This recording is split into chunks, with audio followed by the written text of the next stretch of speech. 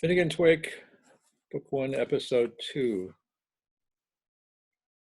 Now, to forbear forever so little of iris trees and lily orangans, concerning the genesis of Harold or Humphrey Chimpden's occupational agnomen.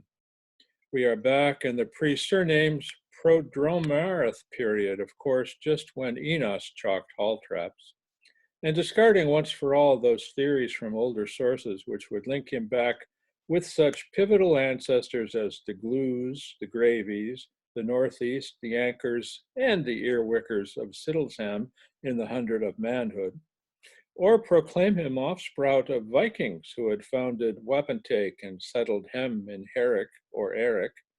The best authenticated version, the Dumlot, read the reading of Hofed ben Eder, has it that it was this way. We are told how in the beginning it came to pass that, like cabbaging Cincinnatus, the grand old gardener was saving daylight under his redwood tree one sultry Sabbath afternoon. Hag Chivy Chase Eve, in pre-fall paradise peace, by following his plow for roodles in the rear garden of Mob House, ye old Marine Hotel, when royalty was announced by Runner to have been pleased to have halted itself on the high road along which a leisure-loving dog fox had cast followed, also at walking pace, by a lady pack of cocker spaniels. Forgetful of all save his vassal's plain fealty to the ethnarch, Humphrey or Harold stayed not to yoke or saddle, but stumbled out hot-faced as he was, his sweatful bandana loose from his pocket coat, hasting to the forecourts of his public in topi, surcingle, sola scarf, and plaid, plus fours, puttees, and bulldog boots, ruddled cinnabar with flagrant marl, jingling his turnpike keys and bearing aloft amid the fixed pikes of the hunting party a high perch, atop of which a flower pot was fixed earthside hoist with care. On his majesty, who was, or often feigned to be, noticeably long-sighted from green youth, and had been meaning to inquire what, in effect, had caused yon causeway to be thus potholed, asking substitutionally to be put wise as to whether paternoster and silver doctors were not now more fancied bait for lobster trapping. Honest, blunt, harm-filled answered in no uncertain tones, very similarly, with a fearless forehead. "No, you maggers, I were just a cotchin' on them bluggy earwiggers." Our sailor king, who was draining a guglet of obvious Adam ale, gift both in Gordon, upon this, ceasing to swallow, smiled most heartily beneath his walrus mustaches, and indulging that none too genial humor which William the Conk on the spindle side had inherited with the hereditary whitelock and some short-fingeredness from his great-aunt Sophie, turned towards two of his retinue of gallow-glasses, Michael, Etheling Lord of Lex and Offley, and the Jubilee Mayor of Drogda, Elcock, the two scatterguns being Michael M. Manning, proto-syndic of Waterford, and an Italian excellency named Jubilee, according to a later version cited by the learned scholar Canavan of Can Make Noise. In either case, a triptychal religious family, symbolizing puritas of doctrina, business pure usuals, and the perchy patch of hemlock where the paddish preeties grow, and remarked dulcely, "Holy bones of St. Hubert, how our red brother of Porangrania would audibly fume, did he know that we have for Sir Trusty Bailiwick a turnpiker, who was by turns a pike bailer, no seldomer than an earwigger. For he ken John Peel with his court so grey, and his haunt in his house in the morning. One still hears that pebble-crusted laughter, jap-a-jap cheerily, among the roadside tree the Lady Home Patrick planted, and still one feels the emulsive silence of the Gladstone allegibelling I've my's outside born. Comes the question, are these the facts of his nomi gentilization as recorded and accoladed in both or either of the collateral Andrew Paul Murphy narratives? Are those their fata which we read in Sibylline between the fas and its nefas? No dung on the road, and shall Nehemiah be our place like? Yea, Molochi our kingable Khan, we shall perhaps not so soon see. Pink ponks that bail for seeks a license where come sceptres with centaurs stay. Bear in mind, son of Hakma, if so be you have method in your midness, this man is mountain, and unto changeth doth one ascend. Heave we aside the fallacy, as punicle as Finnegan, that it was not the king's self, but his inseparable sisters, uncontrollable night talkers, scarce erased with Donia Hazed, who afterwards, when the robberers shut up the socialites, came down into the world as amusers and were staged by Madame Sudlow as Rosa and Lily Miskinget in the pantomime that two pits pay through nosed Meliodorus and Galathea. The great fact emerges that after that historic date, all holographs so far exhumed, initialed by Harem-Free, bear the sigla HCE.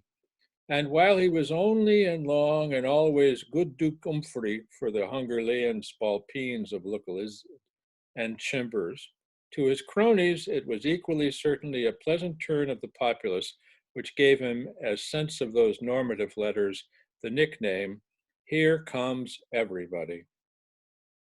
An imposing everybody he always indeed looked, constantly the same as and equal to himself, and magnificently well worthy of any and all such universalization, every time he continually surveyed amid vociferatings from in front of, except these few nutties, and take off that white hat, relieved with stop his grog and put it in the log, and lutes in his boots.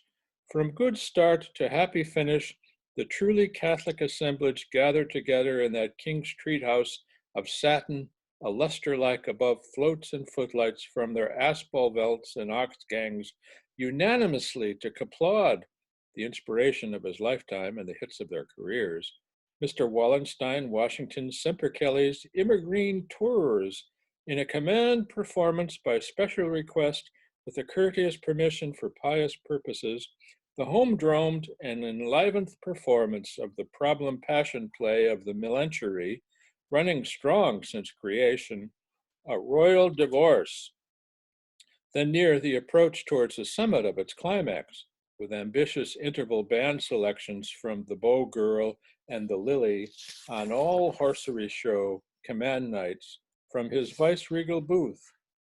His boss aloner is sealing there a cuckoo spit less eminent than the regitrial hoods of Maccabee and Cullen, where a veritable Napoleon the Nth, our world stage's practical joke piece and retired Celtic comedian in his own wise, this folk's father all of the time sat, having the entirety of his house about him, with the invariable broad-stretched kerchief cooling his whole neck, nape, and shoulder blades, and in a wardrobe-paneled tuxedo, completely thrown back from a shirt well entitled a swallow-wall, on every point far outstarching the laundered claw hammers and marble-topped highboys of the pit stalls and early amphitheater. The piece was this, look at the lamps. The cast was thus, see under the clock. Ladies' circle, cloaks may be left, pit promer and parterre standing room only, habituels conspicuously emergent. A baser meaning has been read into these characters, the literal sense of which decency can scarcely hint.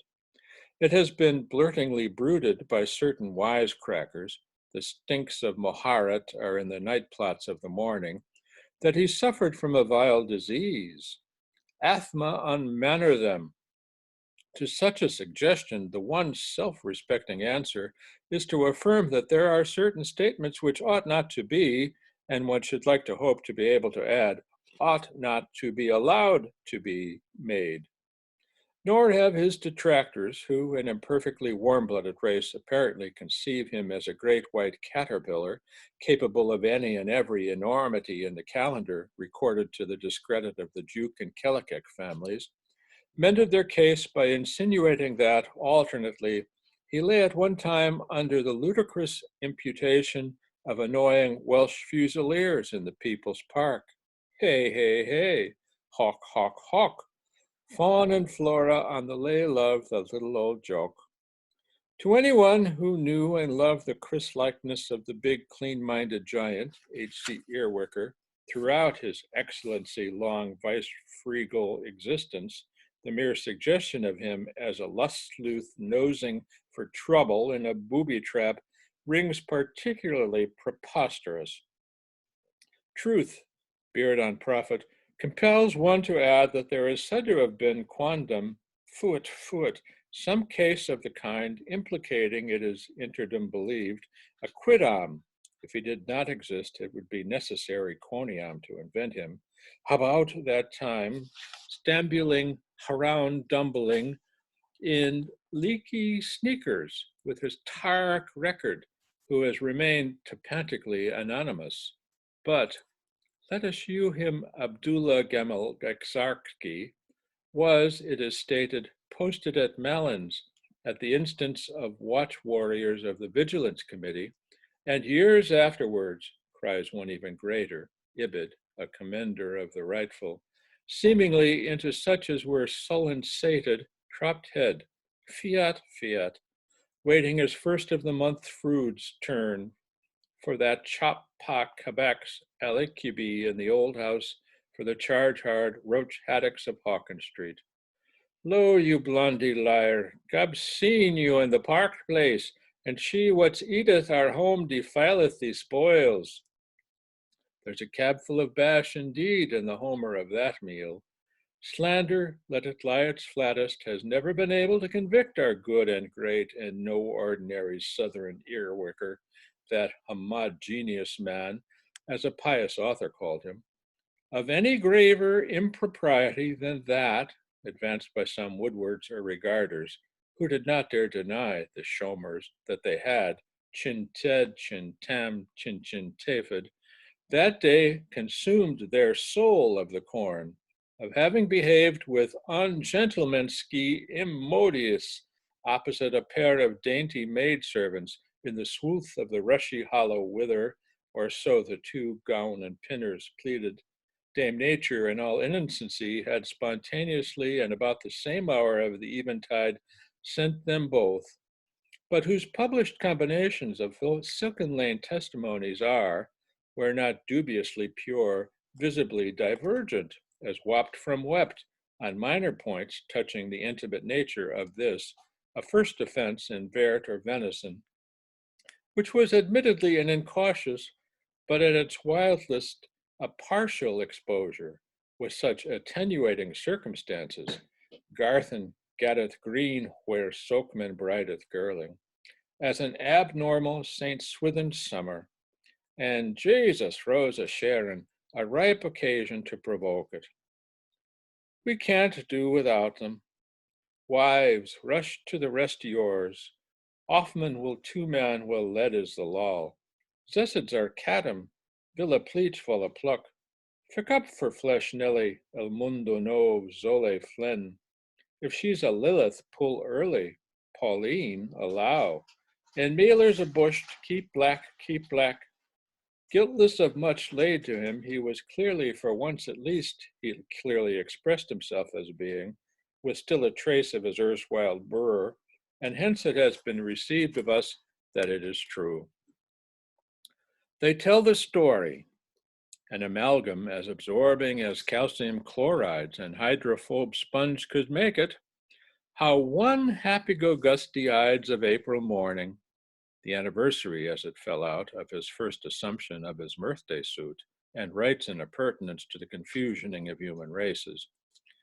Ages and ages after the alleged misdemeanor, when the tried friend of all creation, Tigerwood Roadstaff to his stay, was billowing across the wide expanse of our greatest park in his caoutchouc kepi and great belt, and hide sacks, and his blowfunks fustian, and Ironsides jack boots, and bag of fat gaiters, and his rubberized Inverness, he met a cad with a pipe.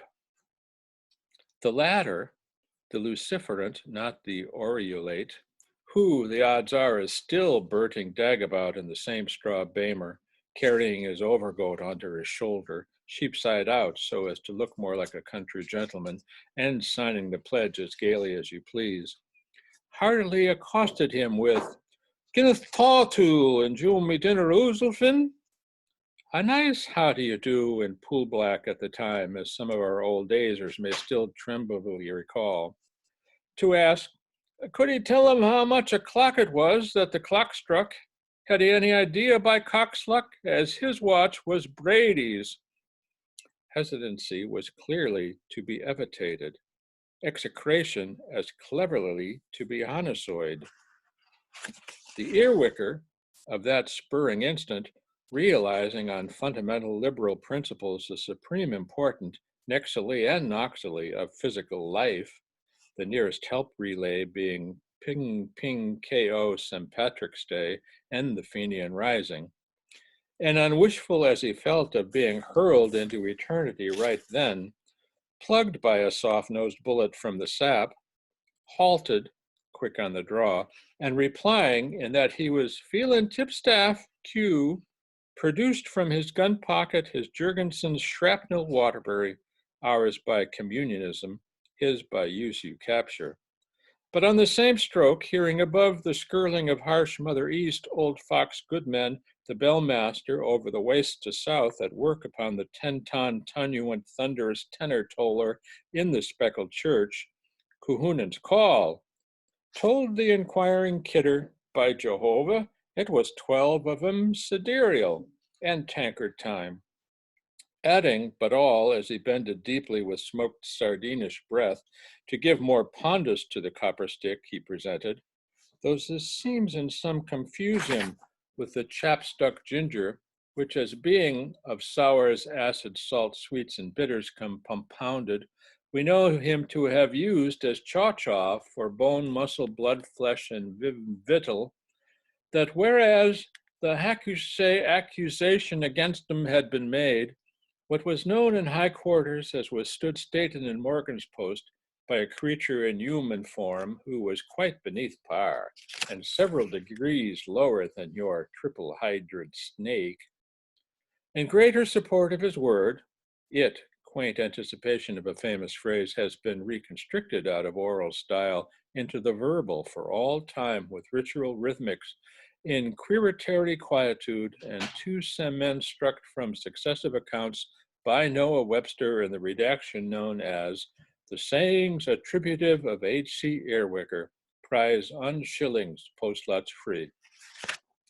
The flaxen Gigas tapped his chronometrum drum, and now standing full erect above the ambidjacent floodplain scene of its happening, with one Berlin gauntlet chop-stuck in the hoff of his elbow by ancient sign lore, his gesture meaning E, pointed at an angle of 32 degrees towards his Duc de Fer's overgrown milestone as fellow to his gauge, and after a rendy present pause, averred with solemn emotion's fire, "Shake, comrade! Me only them 5 ones, he is equal combat. I have one straight, hence my nation-wide hotel and creamery establishments, which for the honors of our mutual daughters credit me, I am willing to take my stand, sir, upon the monument, that sign of our redemption, any hygienic day to this hour, and to make my oath to my sinfinners, even if I get life for it, upon the open Bible and before the great taskmasters, I lift my hat, and in the presence of the deity itself, and well of Bishop and Mrs. Meakin of High Church of England, as of all such have said my immediate with-dwellers, and of every living soul in every corner wheresoever of this globe in general, which useth of my British to my backbone tongue, and commutative justice, that there is not one tittle of truth, allow me to tell you, in that purest of fabrications. Gaping Gill, swift to mate errors, stirred to check self, diagnosing through Eustace tube that was to make with a markedly post-puberal hypertituary type of Heidelberg man-like cavern ethics, lufted his sloping forward bad sweatigore good murrah, and dubbed notch on to it as he was greedily obliged, and like a sensible ham with infinite tact in the delicate situation, seen the touchy nature of its perilous theme, thanked him for guilders received and time of day. Not a little token of Bach all the same, that was all the gull's clock it was. And upon humble duty to greet his Tiskminster, and he shall gild the gap gaper, and thee his mouldy voids, went about his business, whoever it was, saluting corpses as a matter of course. One could hound him out had one heart to, for the monticules of scalp and dandruff droppings blaze his trail. Accompanied by his trusty snorler and his permanent reflection, Verba gracious.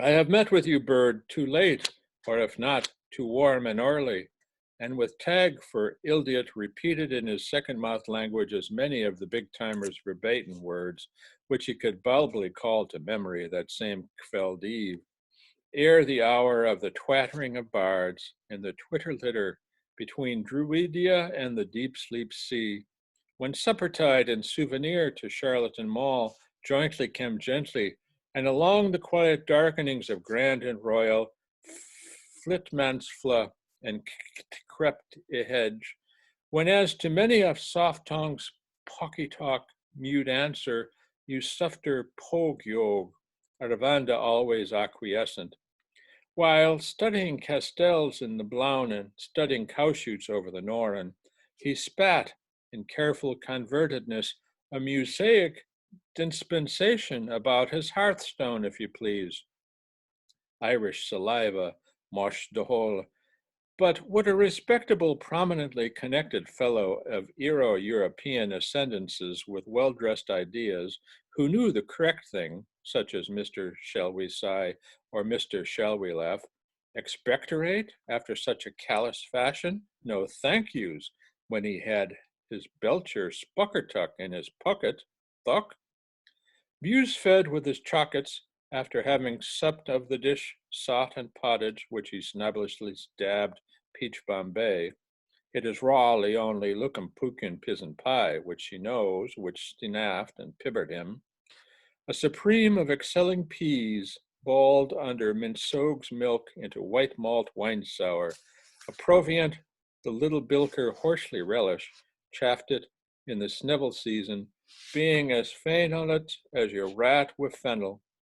And on this collaborating occasion of the happy escape for a crowning of pot valiance, this regional platter, Benjamin of Bouillis, with a Spanish olive to middle point at zenith, was marrying itself, porco grasso, arabusked very deluxiously with a bottle of Venus Brewery 98, followed for second nuptials by a Prise Porter Grand Cour, of both of which cherished table lights, though humble the banquet, 'tis a layman's farewell, he obdurately sniffed the cobweb-crusted corks.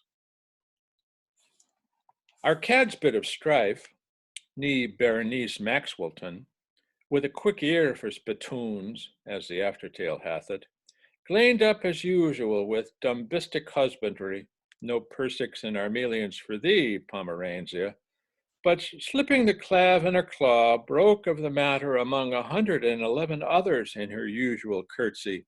How faint these first vespers womanly are, a secret pispigliando amid the laverty den of their manfolker. The next night nudge one, as was Hegesippus over a hup of chee, her eyes dry and small and speech thicklish because he appeared a funny color, like he couldn't stood the old hens no longer, to her particular reverend, the director, whom she had been meaning in her mind primarily to speak with, hosh, intra, just a timblespoon, trusting between coupled lips and Annie Lowry promises, might she never have Esnacary puddin' come hunnin' off from her peckla pitchins, that the gospel so delivered in his epistolier, buried teetotally in their Irish stew, would go no further than his Jesuit's cloth. Yet, in Veners Vanitas, Volatiles Valitotum, it was this overspoiled priest, Mr. Brown, disguised as a Vincentian, who, when seized of the facts, was overheard in his secondary personality as a Nolan and under-eared, poor soul, by accident, if that is the incident. It was an accident, for here the Rua of Ecclesiastes of Hippo outpuffs the Ritris of Have a Banana, to Pianissimi, a slightly varied version of Crooked Rib's Confidentials. What Mayor Alois said, but for Josephine's sake. Hands between hands, in fealty sworn, my braver best, my frower. And to the strains of the secret of her birth, hushly pierce the ruby-end orellum of one Philly Thurston, a lay teacher of rural science and orthophonetics, a veneer stout figure, and about the middle of his 40s, during a priestly flutter for safe and sane bets at the hippic run fields of breezy Baldoyle, on a date, WW goes through the card, easily capable of remembrance by all pickers up of events national and Dublin details. The doubles of Perkin and Pollock, Peer and Prohl, when the classic Encourage Hackney plate was captured by two noses in a tablecloth finish, Eck and Neck, some and none, Evilo Nevilo, from the cream colt bold boy Cromwell, after a clever getaway by Captain Chaplain Blount's row Hinny St. Dulloch, drummer Coxon, non-depict third at breakneck odds, thanks to you great little bonny little porty little Winnie Widger. You're all their nappies. Who in his never ripped mud and purpular cap was surely leagues unlike any other phantom weight that ever topped our timber Maggies. 'Twas two pisnants, Tim Coles. The wetter is pest, the rans are overt, and come in the voex of the turfer is hurled on our land. Of the name of Treacle Tom, as was just out of pop following the theft of a leg of Kehoe Donnelly and Pakenham's finished pork, and his own blood and milk brother, Frisky Shorty. He was to be exquisitely punctilious about them, both Shorty and Frisky. A tipster, come off the hulks, both of them awful poor. What was out on the bum around for an oofbird game for a Jimmy O'Goblin or a small thicken as chanced? Well, the Seaforths was making the Colleen Ball to ear the passin' in the motor clobber make use of his law language, edzo on, touching the case of Mr. Adams, what was in all the Sundays about it, which he was rubbing noses with and having a gurgle off his own along of the putty bloke and the specs. This Treacle Tom, to whom reference has been made, had been absent from his usual wild and woolly haunts in the land of counties capellines for some time previous to that. He was, in fact, in the habit of frequenting common lodging houses where he slept in the nude state, hail fellow with meth, in strange men's cots. But on race night, Blotto, after diverse tots of hellfire, red biddy, bulldog, blue ruin, and creeping Jenny, Eglandine's choicest herbage, supplied by the duck and doggies, the galloping primrose, Bridget Brewster's, the cock, the postboy's horn, the little old man's, and all swell that ailms well, the cup and the stirrup, he sought his well-warmed labby-bob bed in a housing room, abide with one another at Block WW. Why didn't he back it? Pump Court, the Liberties. And what with multipuke on voltipuke, resnored alcoherently to the burden of, I come, my horse delayed, num num. The substance of the tale of the evangelical busybody and the Rusinerbian, the girls, he would keep calling them for the collarette and shirt, the sunbonnet and carnation, in parts. It seemed he was before the Eyots of Mars, or other whales the thirds of fossil years, he having beham with Katya when Lavinia's had her men's lease to sea in its pump ship Doodley show, whereat he was looking for fight niggers with wild horses, Oft in the chilly night, the metagonistic, the epic thalamarus, during uneasy slumber in their hearings of a small and stony broke cash draper's executive, Peter Cloran discharged O'Mara, an ex-private secretary of no fixed abode, locally known as Mildew Lisa, who had passed several nights, funnish enough, in a doorway under the blankets of homelessness on the bunk of Iceland, pillowed upon the stone of destiny, colder than man's knee or woman's breast, and Hosty, no slouch of a name, an ill-starred beach busker, who, sans rooty and sans scrapey, suspicioning as how he was sitting on a toadstool on the verge of self-abyss, most starved, with melancholia over everything in general, Knight Berneman, you served him with Naticles Nano, had been towhead tossing on his shakedown, devising ways and manners of means of what he loved to effit a license somehow or other in the nation, getting a hold of some chap's parabellum in the hope of taking a winged sociable and lighting upon a side wheel dive somewhere off the dull key, down Larry and bleak rookie Trameline, where he could throw true and go and blow the suicidal napper off himself for 2 bits to boldly well baltitude in the peace and quietibus of a one sure shot bottle. He, after having been trying all he knew with the lady's help of Madame Gristle for upwards of 18 calendars to get out of Sir Patrick Dunn's, through Sir Humphrey Jervis's, and into the St. Kevin's bed in the Adelaide's hospitals, from these incurable Welleslays among those uncarable Wellis days, through Santiago by his cockle hat, good Lazar deliver us, without having been able to jerry-wangle at any sides. Lisa O'Davis and Roach Mongan, who had so much in common episodically, if the phrase be permitted, hostis et odo in super petro perfractus, as an understood thing, slept their sleep of the swin-born and the one sweet undulant mother of tumbler bunks with Hosty, just how the shavers in the Shaw, the yokels and the yotes, or well the wasters in the wild, and the bustling tweeny dawn of all works. Meet of anthems, here we part.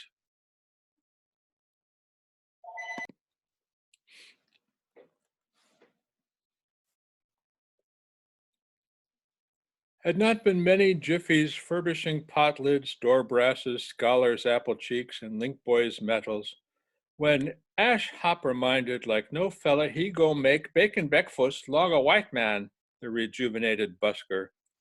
For after a good night's rave and rumble and Shinkum's top morning with his coexes, he was not the same man. And his broad-awake bedroom suite, our boys, as our Byron called them, were up in a shuffle from the hog's home they love named, the Barrel, across Eblin's chilled hamlet. 3 routes and restings on their then superficies curiously corresponded with those lines and puncta where our Tubbenny Habenny Metro Maniplums below the Alberflake underrails and stations at this time of riding, to the thrummings of a cruth fiddle, which, cremoning and crononing, leavy, greavy, witty and weavy, appy, leppy, and playable, caressed the ears of the subjects of King St. Finnerty the Festive, who in brick homes of their own, and in their flavory phraseberry beds, heeding hardly cry of honeymen, sowed lavender or foin-boined salmon alive with their priggish mouths all open for the larger appreciation of this long-awaited messiah of roratorios, were only half past at sweep, and after a brisk pause at a pawnbroking establishment for the prophetic purpose of redeeming the songster's truly admirable false teeth, and a prolonged visit to a house of call at Cujas Place, Fizz, the old Sot's Hole, in the parish of St. Cecily, within the liberty of Kilmore, not 1,001 national leagues that was, by Griffith's valuation, from the site of the statue of Primor Glasstone, setting a match to the marks of the maker, last of the Stuarts, Petetra, where the tale rambles along. The trio of Whack Fall the Diddlers was joined by a further intentions apply tomorrow, casual, and a decent sort of the had-been variety, who had just been touching the weekly insult, fewit, and all fig-blabbers, who saith of noun, had stimulants in the shape of G and G's, stood by the damn decent sort, after which stag luncheon and a few ones more, just to celebrate yesterday, flushed with their fire-fostered friendship, the rascals came out of the licensed premises, Brown's first, the small P.S. executive cap a hand in their sad rear, like a lady's postscript. I want money, please send, wiping their laugh-leaking lips on their sleeves, how the Bucalines shout the Roskin generally. Sinn Fin, Shane Finn's aroon. And the rhymer's world was with reason the richer for a would-be ballad, to the balladeer of which the world of humanity singing owes a tribute for having placed on the planet's mellow map his lay of the vilest bogyr but most attractionable avatar the world has ever had to explain for. This, more correctly, Labine or fellow, me leader was first poured forth where real liver riots and Coldahudo humps, under the shadow of the monument of the should-have-been legislator.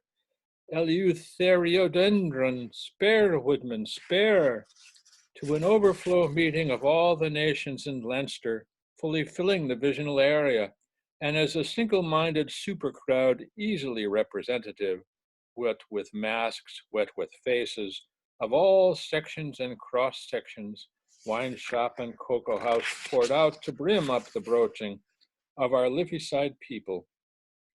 To omit to mention of the mainland minority, and such as had wayfared via Watling, Erin, Icknield, and Stane, in chief, a halted Cockney car with its quotal of Hardmuth's hacks, a northern Tory, a southern Whig, an East Anglian chronicler, and a Landwester Guardian, ranging from slips of young Dublinos from Cutpurse Row, having nothing better to do than walk about with their hands in their knee pants, sucking airwhackers, wheat illicit jumbo bricks, side by side with truant officers, 3 woolen balls and poplin, in search of a crust of pawn to busy professional gentlemen, a brace of palesmen with Dundrearies nooning toward dailies, fresh from snipe hunting and mallard missing on Rutland Heath, exchanging cold sneers, mass-going ladies from Hume Street in their chairs, the bearers baited, some wandering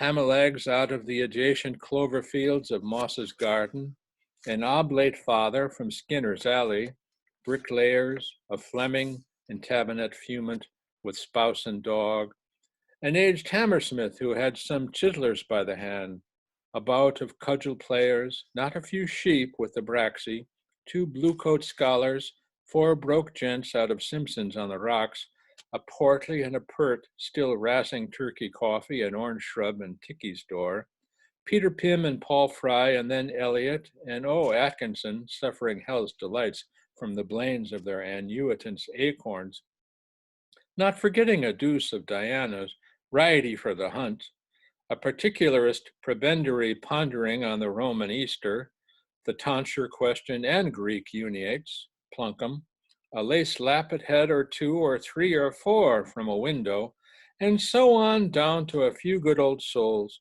who, as they were juiced after taking their pledge over at the uncle's place, were evidently under the spell of liquor from the wake of Terry the tailor, a fair girl, a jolly poster boy thinking off 3 flagons in one, a plummed roll, a half-serve from the weaver's almshouse who clings and chat, clings to her, a whole dam's cloud-hued petticoat, as child, as curiolator, as cake o'leary. The Werrero went round, so it did. A nation once a gaze. And the ballad, in the Philibrine Trancoped meter, affectioned by Tai Sibo in his Caduceus du Palocinello Artahut, stampaded onto a slip of Blancovide and headed by an excessively rough and red woodcut, privately printed at the rhyme press of Delville, soon fluttered its secret on white highway and brown byway to the rose of the winds and the blue of the gales. From archway to lattice, and from black hand to pink ear, village crying to village, through the 5 pussyfors green of the United States of Scotia Picta, and he who denies it may his hairs be rubbed in dirt, to the added strains, so peacefold, of his majesty the flute, that one crooned king of instruments, Pigot's purist, cielo assoluto, which Mr. Delacy, horn, anticipating a perfect downpour of plaudits among the rhapsods, piped out of his decent sort hat, looking still more like his Percival namesake, as men of Gaul noted. But before of no spout about, the snowy-crested curl amoist the leader's wild and molting hair, Dr. Hitchcock hoisted his fezzy fuzz at bludgeon's height, signum to his companions of the chalice, for the loud fellow, boys, and silentium in curia, our maypole once more where he rose of old. And the canto was chanted there, chorused and christened, whereby the old toll gate, St. Enona Street and church. And around the lawn the ran it ran, and this is the ran that Hosty made, spoken. Boyles and Kyles, Scarrets and Pritchards, versified and piercified may the truth we tale of living Stoney. Here line the refrains of, some vote him Vike, some mote him Mike, some dub him Lynn and Finn, while others hail him Lugbug, Danlop, Lex, Lax, Gun, or Gwyn. Some apt him Arth, some bapt him Barth, Call, Null, Sol, Will, Wheel, Wall, but I parse him Pierce O'Reilly, else he's called no name at all. Together. Arrah, leave it to Hosty, Frosty Hosty, leave it to Hosty, for he's the man to rhyme the ran, the ran, the ran, the king of all rans. Have you here? Some ha. Have we where? Some ha'n't. Have you heard? Others do. Have we weared? Others don't. It's coming, it's brumming, the clip, the clop, all clap, glass crash, the click, clack, clack, a class, a clack, a platz, a clatch, a chatter, pat, cratic, cratic, gratigo, seminal, lupid, plutty, plotty, a platty, plankin pot. Ardite, music cue. The Ballad of Pierce O'Reilly. Have you heard of one Humpty Dumpty, how he fell with a roll and a rumble, and curled up like Lord Olaf a crumple by the butt of the magazine wall, hump helmet and all. He was one time our king of the castle, now he's kicked about like a rotten old parsnip, and from Green Street he'll be sent by order of his worship to the penal jail of Mountjoy, to the jail of Mountjoy, jail him and joy. He was father of all schemes for to bother us, slow coaches and immaculate contraceptives for the populace, mare's milk for the sick, 7 dry Sundays a week, open air love and religion's reform, and religious reform, hideous in form. At a wise says you, couldn't he manage it? I'll go bail my fine dairyman darling, like the bumping bull of the Cassidys, all your butter is in your horns, his butter is in his horns, butter his horns. Hurrah there, Hosty, Frosty, Hosty, change the shirt on ye, rhyme the ran, the king of all rans. Balbaccio, balbuccio, we had cha-cha-chops, chairs, chewing gum, the chicken pox and china chambers, universally provided by the soft-soaping salesman. Small wonder he'll cheat Erawan, our local lads nicknamed him, when Shimpton first took the floor with his bucket-sop store down Bargain Way lore. Snug he was in his hotel premises sumptuous, but soon will bonfire all his trash tricks and trumpery, and 'tis short till Sheriff Clancy'll be winding up his unlimited company with the bailiff's bomb at the door, bim bam at the door, then he'll bum no more.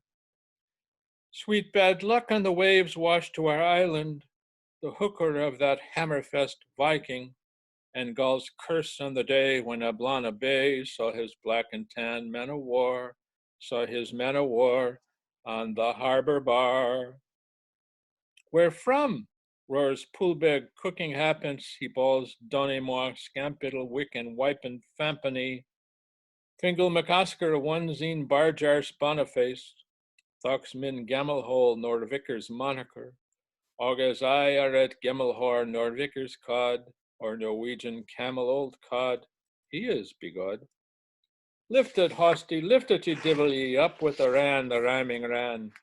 It was during some freshwater garden pumping, or according to the nursing mirror while admiring the monkeys, that our heavyweight heathen Humphrey made bold a wade to woo. Woohoo, what'll she do? The general lost her maiden Lou. He ought to blush for himself, the old hay-headed philosopher, for to go and shove himself that way on top of her. Begob, he's the crux of the catalogue of our antediluvial zoo. Messrs. Billing and Cool, Noah's larks good as new. He was jolting by Wellington's monument, a rotorious hippopotamons, when some bugger let down the backstrap of the omnibus and he caught his death of Fusiliers with his rent in his rears. Give him 6 years. 'Tis sore pity for his innocent poor children, but look out for his missus legitimate. When that Frew gets a grip of old Earwicker, won't there be earwigs on the green? Big earwigs on the green, the largest ever you've seen. Sophocles, Shakespeare, Pseudo, Danto, Ani, Nani, Moses. Then we'll have a free trade Gales band and mass meeting for to sod the brave son of Scandinavary, and we'll bury him down in Oxman's town, along with the devil and Danes, with the deaf and dumb Danes and all their remains. And not all the king's men nor his horses will resurrect his corpus, for there's no true spell in Connacht or hell that's able to raise a king, that's able to raise a king.